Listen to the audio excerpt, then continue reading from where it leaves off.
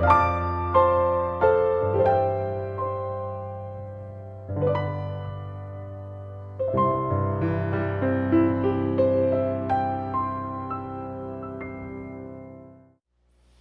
안녕하세요. 반갑습니다. 말씀과 함께하는 수요일입니다. 예, 지난 주부터 어떻게 보면 새롭게 다시 말씀과 함께하는 수요일을 시작했습니다. 예, 어떻게 보면 한 4기에 해당하는 것 같습니다. 예, 처음엔 기독교의 기본 진리에 대해서 제가 쭉 나눴었고요. 그 이후에는 일상교회에 대해서 책을 가지고 나눴었고, 그 이후에는 성도의 공동생활이라는 책을 중심으로 나눴고요. 이번째 4기에는 세상이 묻고 진리가 답하다라는 책의 내용을 중심으로 말씀을 나누기 시작했습니다. 지난주에도 말씀드렸지만 이 책 쉽지 않습니다. 좀 어렵습니다. 그래도 좀 찬찬히 곱씹어 보면서 나눠보려고 하고요. 지난주에는 챕터 1을 나눴습니다. 진리를 따르는 삶이 존재하는가라는 내용이었고요. 이거는 리처드 존 노이하우스 신부님의 강의 내용을 정리한 겁니다. 이 신부님은 2007년에 돌아가셨어요. 좀 독특한 이력을 갖고 계신 분이신데, 원래는 개신교의 분파 중에 하나인 루터교 목사님이셨어요. 그러다가 이후에 가톨릭으로 개종한 좀 특이한 이력을 갖고 계시는 분이에요. 그러니까 개신교에도 있었고 가톨릭에도 있었기 때문에 이 개신교와 가톨릭의 어떤 가교, 다리 역할을 하는 그런 일에 좀 많이 애를 쓰셨던 분이고요. 2007년에 소천하셨습니다. 또 어떤 분은 로마 가톨릭이다 이렇게 하면 뭔가 처음부터 뭔가 편견을 가지시고 거부감을 가지시는 분도 계실 수 있는데, 가톨릭 안에서도요 다양한 스펙트럼이 있고, 어떤 분들은 대단히 복음적인 분들도 있고 그렇습니다. 그래서 이 리처드 존 노이하우스 신부님 같은 경우에는 개신교에서의 목사의 이력도 있었기 때문에 충분히 소통 가능하고 수용 가능한 그런 부분들에 대해서 나누고 계십니다. 지난주에 그래서 무슨 내용을 나눴느냐, 후기 근대주의, 그러니까 포스트 모더니즘 시대의 어떤 특성, 참된 진리를 부정하고 진리를 상대적인 것으로 여기는 어떤 그런 시대의 흐름에 대해서 이야기했고요. 그리고 그렇게 진리를 상대적인 것으로 만들었을 때 나타나는 비극적인 결과에 대해서 또 이야기했습니다. 예. 절대적인 진리가 없다라고 하면서도 사람 무언가 붙잡을 진리를 찾아요. 그런데 절대적인 진리를 부정하고 나니까 붙잡을 수 있는 게 뭐밖에 없어요? 거짓된 것뿐이 없는 거예요. 거짓된 진리, 진리라고 하지만 거짓된 거, 무너질 수밖에 없는 것들을 붙드는 경우가 많은 거예요. 근데 진리는 하나입니다. 예수님만이 길이요 진리요 생명인 거예요. 그래서 예수님은 자신을 따라오라, 자신을 따라올 때 자유를 얻게 된다 라는 말씀을 나눴습니다.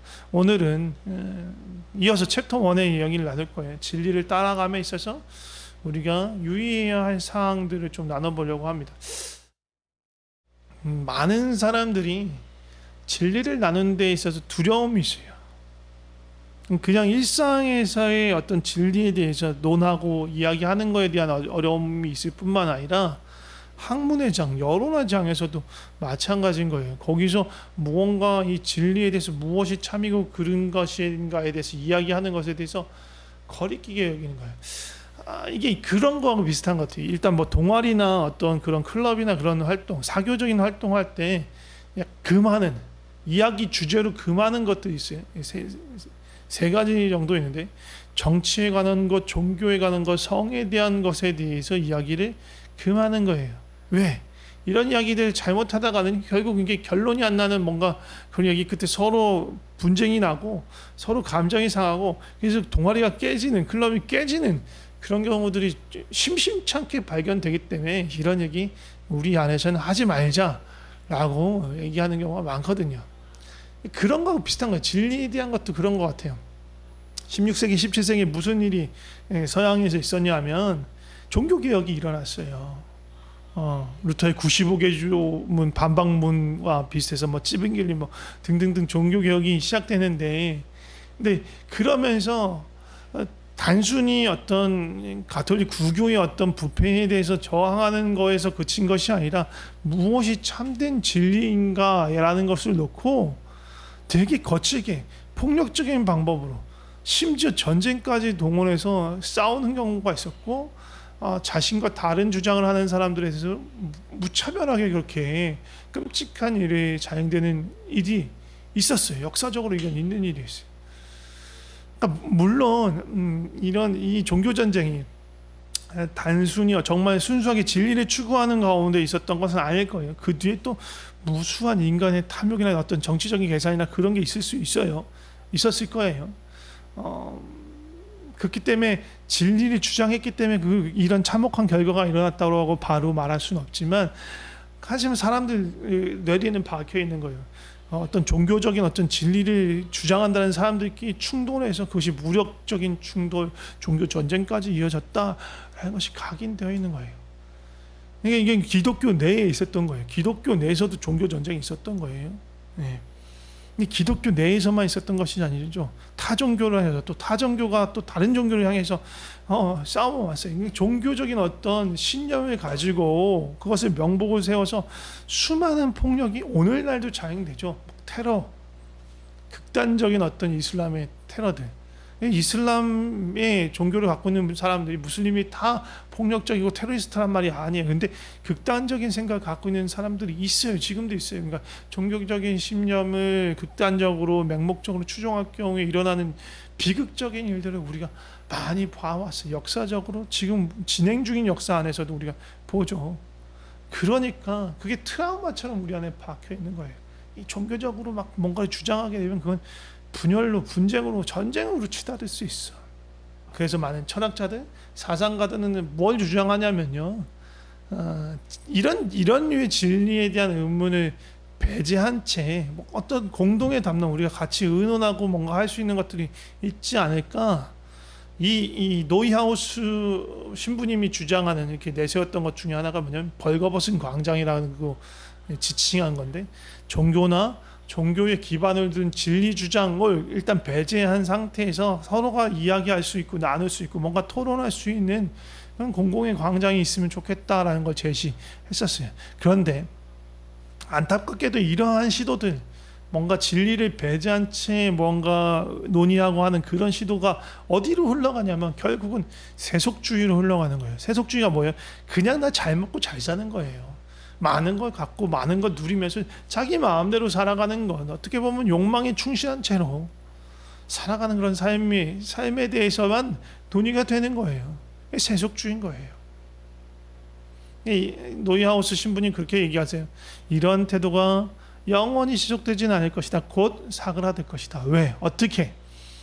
우리가 그리스도인들이 진리신 하나님을 아는 데에 있어서 충실한 삶을 살고 그 알게 된 진리신 하나님을 우리 삶에 그 실제를 나타낼 수 있도록 살아간다면 이런 진리에 대한 상대주의, 진리를 배척하고 배제하는 그런 세속주의적인 어떤 생각들은 밀어낼 수 있다라고 얘기합니다. 그러면서 한 가지 주의할 점에 대해 이야기해요. 우리가 어떻게 보면 계속 우리가 얘기한 부분이에요. 뭐냐? 역사로부터 얻은 교훈이죠. 그리스도인들이 진리를 소유하고 있다라고 주장하는 것은 어떤 기결을 맞게 되냐, 더 이상 대화를 진행할 수 없게, 그 어떤 담론이나 토론을 망가뜨리는, 심지어는 그 공동체를 분열시키는 그런 결과가 있어왔다. 그러니까 이게 좀 더 지나치면 이스라엘 백성이 우리는 하나님의 백성이야, 하나님의 선택된 백성이, 이런 생각, 이런 어떤 교만함을 형성한 그게 뭐예요? 선민의식이잖아요.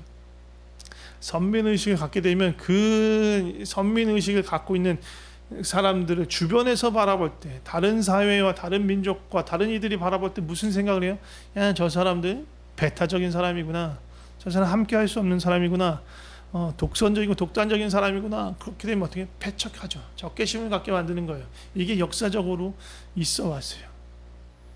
그래서 우리는 다른 뜻을 가진 사람들을 잘 대해야 돼요. 근데 잘 대한다는 건 그냥 꾹꾹 참아 누른다라는 것 아니고요. 적극적으로 포용해야 돼요. 그들의 어떤 주장을, 그들이 갖고 있는 어떤 생각을 수용하는 게 아니고 그들을 포용하는 거예요. 하나님께서 내 이웃을 내 몸과 같이 사랑하라고 하신 그 사랑을 적극적으로 실천하는 거예요. 역사적으로는 정말로 많은 경우 종교적인 신념을 두고 싸워왔습니다. 그렇기 때문에 우리는 그것으로부터 교훈을 얻어야 돼요. 무슨 교훈이냐? 지금도 크리스찬 안에서도, 기독교 안에서도 어떤 진리에 대해서 하나님의 뜻에 대해서 완전한 일치를 가져올 수 있다? 없어요. 그냥 사람이잖아요. 불완전하기 때문에 완전한 일치를, 모든 크리스찬이 한 가지의 생각으로 완전한 일치를 가질 수는 없어요. 그런데 우리가 받은 교훈은 뭐냐면, 이러한 의견의 불일치, 서로 간에 이견이 생기는 것을 가지고 서로를 죽여서는 안 된다는 거예요. 이전에 그래왔던, 역사적으로 그래왔던 것처럼 그것은 아니야라는 결론이 있는 거예요. 한 가지 결론이야. 최소한의 결론이에요. 그러니까 이걸 정리하면 뭐라고 하냐?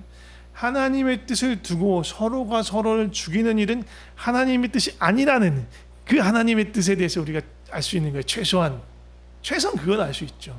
하나님의 뜻이 무엇이냐를 두고 서로 싸우는 것, 그건 아니야. 그건 절대로 아니야 라는 것이 알 수 있는 거예요. 우리는 그렇기 때문에 인내와 관용을 베풀고 서로에게 정말 서로 존중하는 태도로 정중하게 대하는 걸 배워야 돼요. 그러면서 우리의 삶의 질서를 어떻게 세워야 하나라는 고민을 하면서 그것에 대해서 성경적인 답, 하나님의 다스림 안으로 들어가는 것, 그것을 살아가는 거죠. 그렇게 살아갈 때 비그리스도인들이 우리의 삶을 봐요. 그러면서 마음을 열 수 있어요. 저 사람들이 정말 배타적이고 공격적이고 독선적인 사람이 아니구나라는 마음이 가질 때 마음이 열리잖아요. 그럴 때 우리가 공공의 장에서 진리에 대해서 서로가 안전함을 느끼면서 이야기할 수 있는 거예요. 노이하우스 신부님이 이런 말로 마무리를 지어요. 하나님을 안다, 친밀히 안다는 것은 광신도적인 행위가 아니라 진리를 추구하는 지적인 행동들까지 포함하는 거다. 그냥 막 맹목적으로 막 미친 듯이 믿는 것이 아니라 정말 지각을 가지고 이성을 가지고 생각하는 그런 것까지 포함되는 거다. 하나님께서 예수님을 통해서 세상과 화목을 이루셨다는 것은 하나님의 사랑을 나타내는 증거이면서 동시에 하나님과 우리 인간 지성의 화해이기도 하다. 무슨 말이에요? 다시 말하면 우리 인간 지성을 통해서 하나님을 더 깊이 이해할 수 있는 그런 길이 열렸다는 거예요. 그래서 하나님은 각 사람을 그 목적에 따라서 인도하시고 그 목적에 따라서 인도하실 때 그 사람들이 진리를 추구하도록 하셨어요. 그리고 그 진리를 추구하는 과정 끝에 동일하게 어느 사람들의 각각의 삶에서 그 진리를 쫓아가지만 그 진리 끝에 누가 계시냐? 예수님이 계세요. 예수님은 많은 길 중에 한 길이 아니고 오직 유일한 길이요 진리요 생명이니 나로 말미암지 않고는, 예수님을 통하지 않고는 아버지께로 나올 수 없다. 그것이 진리죠. 빌라도도 진리란 무엇이냐라는 질문을 했지만 플라톤도 같은 질문을 했어요. 진리란 무엇인가? 근데 이 질문은요, 대화의 종결점일 수도 있겠죠. 더 이상 그 얘기하지 마, 그만해 라고 종결할 수도 있겠지만, 우리가 서로를 향해서 관용적인 태도로 또 존중하는 태도로 서로를 받아들인다면 언제든지 좋은 대화의 시작점이 될 수 있는 것입니다. 우리가 그러한 태도를 준비해야 합니다. 기도하고 마치도록 하겠습니다. 진리신 주님 감사합니다.